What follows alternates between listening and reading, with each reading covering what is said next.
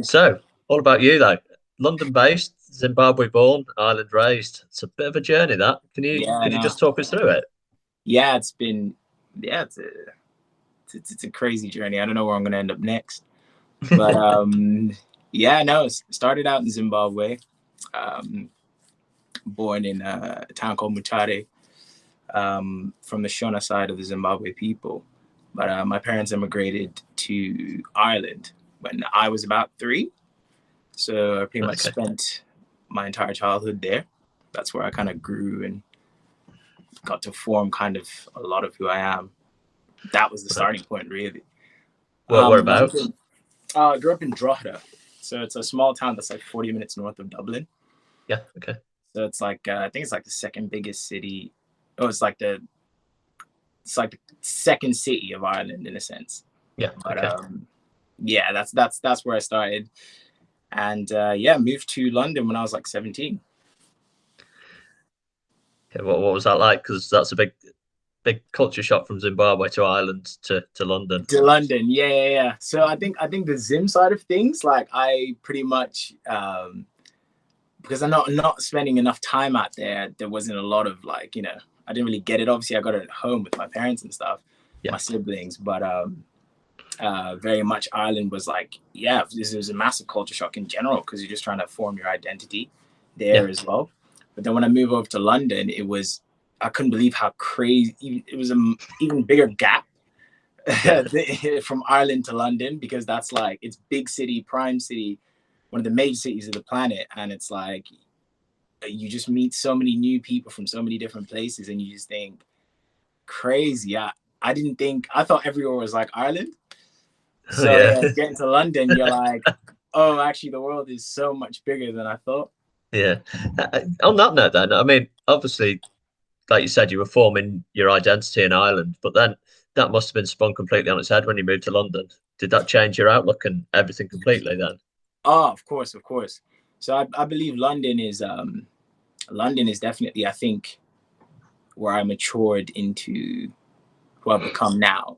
Yeah. It was a really good.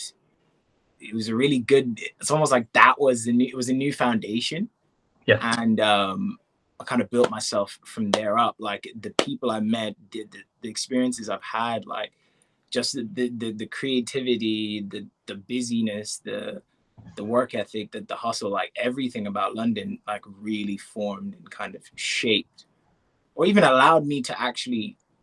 I guess it affirmed what I used to believe of just kind of like, I believe like in a very multicultural society, multicultural reality, being able to speak to different people from different places, learning new Yeah. things from all walks of life.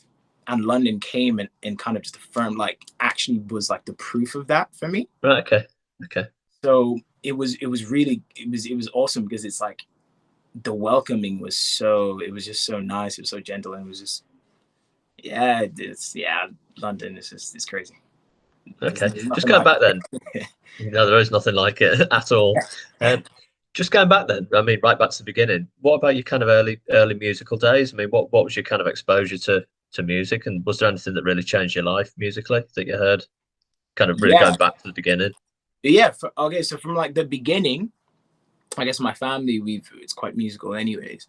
I remember, I think the earliest memories I had was dancing in Zimbabwe, Right. uh, to a it's like is a video called Sarafina, and me and my sisters would do steps to it. So I remember Okay. that's like the earliest thing I got, and obviously dancing was like, I think, one of my first loves for sure. Um, then having come over to Ireland and be exposed to kind of like the Western media, and get to see massive entertainers like the Michael Jacksons, Ushers, um, uh, people I could really identify with, really. Yeah. And that was a massive, massive booster. I think what what made it no what how I started music though was, I think, the the key defining thing was, I think I went to a concert. I went to a concert on my birthday, actually, and it was a Drake concert. I think it was his first worldwide tour or something. Right. And after kind of going to see that and seeing the production, seeing the performance, and just seeing like the overall reaction, I was like, okay, there's something here and I want to try it. Although I'd always been kind of musically inclined, but I Yeah. think this was kind of like the key point that just kind of sparked it in me to be like, oh, just actually maybe try it. So I tried it. I did like I think I remember my early days in music were rapping. Right. So I did a video to Drake's The Motto. I remixed it and I kind of put it up on YouTube. And I guess in my town, it kind of went around a little bit, kind of went like micro viral in my town. Oh, okay. Yeah, and I got a lot of good feedback and support from it. And that's when I pretty much started. I think there's a friend of mine who reached out to, it was like, you know, like teeny boppers, Yeah. like underage. Yeah. There was a promoter, I think, in the next town up, which was Dundalk. And a friend of mine reached out to him, was like, oh, there's this kid who's doing rapping. Like, we should get him at like one of the next events that's going to come up. And then he reached out to me and was like, yo, so the people want you, like, come out. And I was like, okay, cool. So that was the beginning. And Wow. after, I think that opened up so much. To be fair, I can shout him out. His name was Con Fox. He really did kind of help me out with a lot of gigs. That sparked this whole thing now where I would start performing more and more often. And I'd now be going to like Dundalk, Drogheda, this town I was in as well. And then I'd start going to like Dublin, and I think the furthest out was Carlo. So these are all kind of like 40 miles apart from each other. Yeah. These different spots. Then I started getting into some slots with like X Factor contestants as well. Okay. Same promoter. And yeah, it started to really like, I was just kind of building. That was kind of those the early stages. But for me, it was always that I think I did it quite early. So at the time, it wasn't as received as it is now. So I think it was really, really tough for me to kind of break through. But I decided, I was like, all right, cool. Well, I'm gonna have to. I guess my goal was to head to America, but I was like, let me stop off at London first, and see what I can do there. So yeah, the journey kind of led me to London, and in London it was very different because, as I said, like I got there when I was 17. I just finished school. I was starting university, and I was actually quite young to be in university, which everyone kept telling me. Yeah, that's young. Yeah, like, that's so young. I can't believe you're 17. Like, are you this kid genius or something? I was like, maybe. Yeah, a lot of life ended up happening instead of music, although music was kind of the main focus and the drive, and that's never kind of changed. But a lot of life was happening, just things that would just, yeah, I guess shape my identity, like help me redefine my identity and redefine like what is life about, or what am I gonna give if I'm giving musically? Because I was quite involved, like in Ireland as well. I was quite involved in a lot of different projects, a lot of different artists and stuff.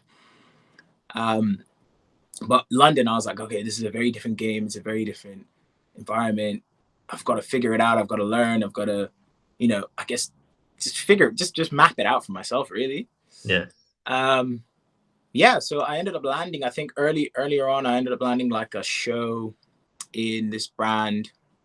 It was through a friend who I used to work with, and he was now a manager of this new brand in like Carnaby Street. Yeah. So yeah, I think, Grazia magazine has like something they do every year. Right. For around Christmas time, holiday period. And yeah, he invited me out to the show, me and a friend, to perform it. And that was like the first London thing I ever did. Wow. And yeah, it was really cool. Reception was awesome. But yeah, like I think after that, things also life just keeps on happening. Yeah. You can't stand still in London. Yeah, exactly. So it's like life just keeps on happening, and you're still trying to figure it out, trying to figure out a game plan and like what's the best way to actually do this. And then I think what clicked was I met my producer, LeVay, and he was like, oh, let's get to working on a project and then start making music. He had this very clear vision of what music is gonna sound like, what music should be like, and relative to him and what he was hearing. And at this time, I was also I wasn't contemplating doing music anymore, but I was like, okay, I'm gonna have to try something new. So it was great that like paths crossed. Then it was just like, okay, cool, let's. And I was like, yeah, I'll jump on. Let's get on board and start doing this. 4 years later, no, not 4 years. I think maybe 4 years since 2017. Now we have palmtreeprince and this whole entire brand that's just been formed off of just keeping quiet, being closed off, unlearning things, learning new things, and now coming out reimagined, redefined, focused, and ready to actually, cause a fuss. Okay. So yeah, that's the actual musical journey. Brilliant. For me. Which leads me into my next question then. Palmtreeprince, where did the name come from, or the brand, or the idea? Where did that come from? So how it started was I went on a holiday with my sister to, I think it was Algarve, Portugal. Not I think it was. And where we were at, I think we went to like a villa resort. And there was just a day we were just taking photos and stuff. And I got some photos of myself. I got her to take some photos of me. And there was this photo at the end of it where I was just kind of under some palm trees. And in that moment, I guess I just decided, oh, cool. Let me do a little Instagram rebrand and just call myself palmtreeprince. Okay. So it started there, but then the meaning of it was something that came much, much further on. So as we are now kind of fast forward to now creating music and on this personal journey of self-discovery in that 4-year period, I just decided, I was like, palmtreeprince. Why did I call myself that? So I just did a little bit of research, a little bit of digging, just to see like symbolisms and what could be what, and see if I could string together like an answer, or maybe why did I do it? It was something that just kind of just happened. I didn't really think of it. Yeah. And so I ended up finding that like the palm tree, I guess it's a symbol for peace in many cultures. Then when I found the actual, I guess the study of a palm tree, they were saying that it's a tree that grows in pretty much the desert, in harsh weather conditions. And what it does is, as it grows, it also offers shade for smaller plants around it to actually thrive in the harsh weather. Okay. There was something very poetic about that resonated deeply, and it was like, it was the whole being a prince of kind of trees that grow in harsh environments to offer shade to like those around me, my loved ones. Okay. And yeah, when I kind of read through that and I was making all these connections, I was like, oh my God, yeah, that's in line with the music that we were creating. I was like, wow, that's the identity. When I decided to musically go with it, was just before, so it was last year during lockdown. Obviously, there's a lot of change happening for everyone, within myself as well. There's just a lot of stuff happening. I learned how to make a computer. I started working on a lot of different projects, and it clicked, and it was like, I think it's now time to actually do this music thing. Right. What's a better time for what we've been preparing for than to kind of begin now? So and then as we were trying to like break it down, it was like palmtreeprince is definitely the name. That's the brand. That's the whole concept we're going to bring, because it is that prince of like peace, of just that, which is what the music kind of really feels like especially to a lot of people. So yeah, we just hunkered down, got into it, created it, crafted it, and we were like, okay, cool, let's take them on the journey that we've been working on this whole entire time, because we've got like a massive project that we're kind of trying to do. So it's like, I guess palmtreeprince is the first stage. Yeah. Okay. So where does that project go then? It is gonna go towards the digital space. Yeah. We're looking into things like VR and Okay. a lot of innovative technologies. Trying to craft sound, trying to pull our sound into the three-dimensional space instead of just listening to like a two-track stereo file. Yeah, that we really want to we want to bring everyone where we went to in our little hiatus period. Right. And, starts with me. That's with you. Okay, just onto your new single then, About Me. Talk about kind of pondering the past, the present, and the future of kind of a relationship, but in a kind of more general life-related note. Which box do you sit in? Are you a person that looks to the past, or is happy in the present, or lives in the future? Is always looking to the future. Where do you sit? I sit more in the present. Right. I'm very much an advocate for being alive in the moment. Right. Everything, I guess everything I am, everything I do is derived from pretty much that philosophy of just being here now. Yeah. To me, only now is what actually matters. Only now is what's real. Tomorrow is pretty much hidden. I can't see it. I can feel it. I can't see it, but now is what I can actually exist in. Right. Now is Okay. where everything exists in. So yeah, I'm more on that end. The past is great. Past is a great reference. It's a great reference Yeah. point. Just be like, oh, that was cool, or maybe Yeah. I should try that again. But the now is where I'm at. Yeah. Okay. But the single also talks about having that kind of cheerleader person supporting you. And I mean, on that note, who's been the biggest supporter of your career? Who's been the biggest help?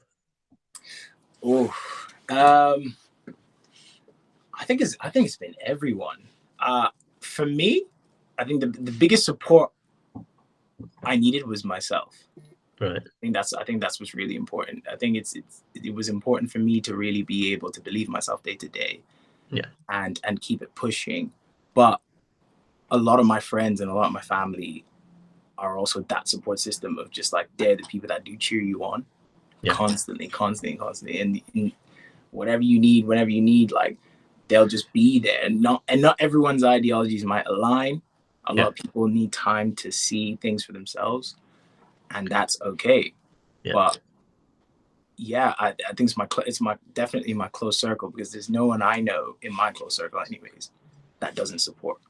Right. Everyone's there. Everyone's really kind of cheering on the movement. So Okay. Like you just touching on that theme, talking about what you mentioned earlier about moving to Ireland and kind of becoming exposed to kind of Western music like Michael Jackson and Usher and Drake and all that kind of stuff. What's the been reaction to your life been back in Zimbabwe? To your what's the music? What's the reaction been like to kind of your music back in Zimbabwe? And do you get back there at all? No, I haven't been since I left. Wow. Yeah, it's a journey. It's long overdue. Yeah. But it is something that I'm working on to definitely get it out there. I think with even the next single, I'm definitely going to try to push it out to the community a bit more and see what they say. But Yeah. that's something I'm very excited to actually get into. Okay. And very excited to venture in that direction as well, just to see. It's like, what did the people say? Excellent stuff. Okay, we have like a just for fun question, something a bit different than the normal. Yeah. If you could move to a desert island, apart from music and clothes and food and water, what's the one thing you couldn't live without? Oh, one thing I couldn't live without. Part if I didn't have everything. Oh, that's interesting.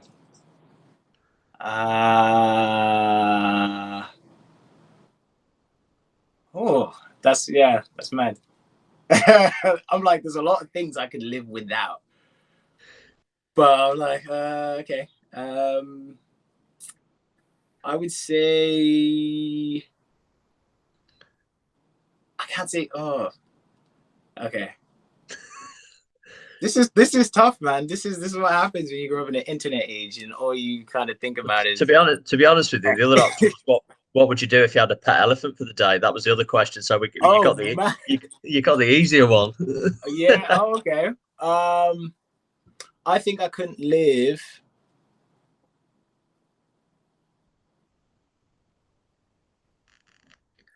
Can I give a non-answer? Can I give like You've been really chatty up to now. Now you've just gone quiet on me. Yeah, I know. I think my answer would be I would have to redefine life. Okay. Completely. Yeah. That's what I would do. So it's not that I can't live with that. I think I would redefine life and find what to live for on the island. Oh, okay.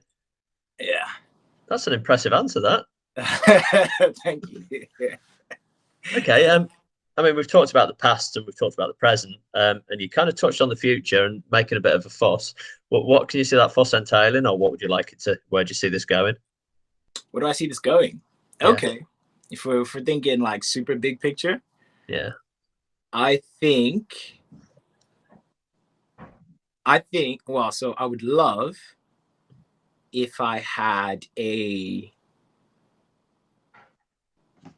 number one brand that crossed all platforms, virtual and physical.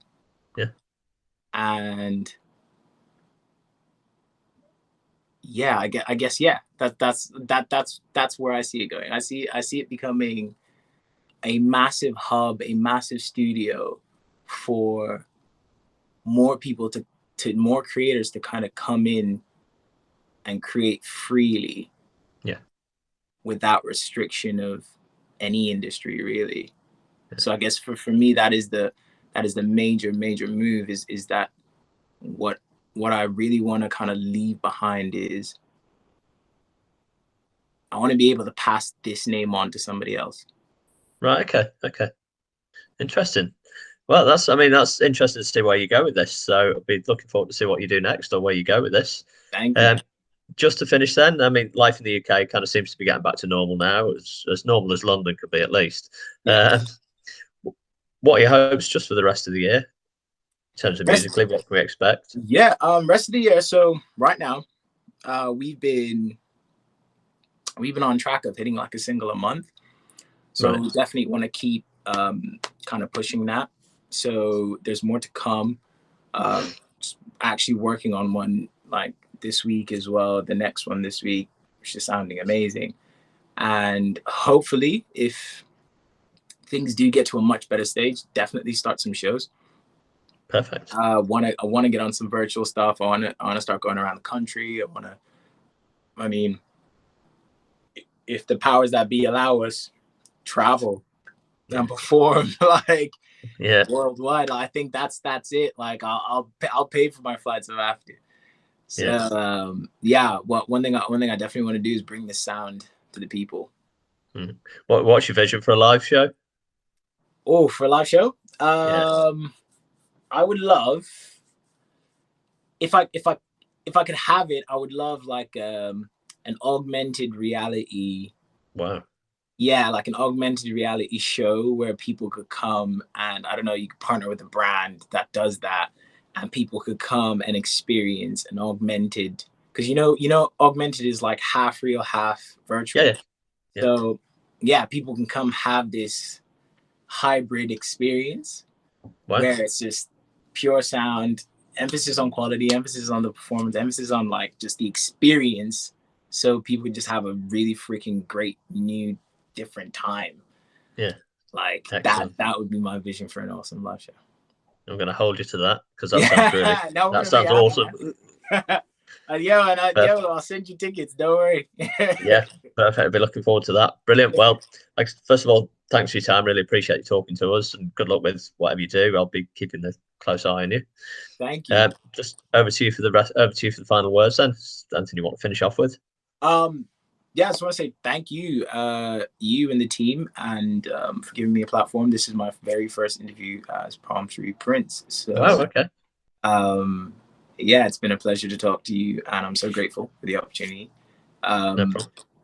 yeah, I will just say to everybody, keep an eye out. There's a lot more to come, and it's just the beginning of a very interesting and exciting journey, project, future thing. Definitely perfect, brilliant. Well, thank you for your time. It's been awesome Thank talking to you. you.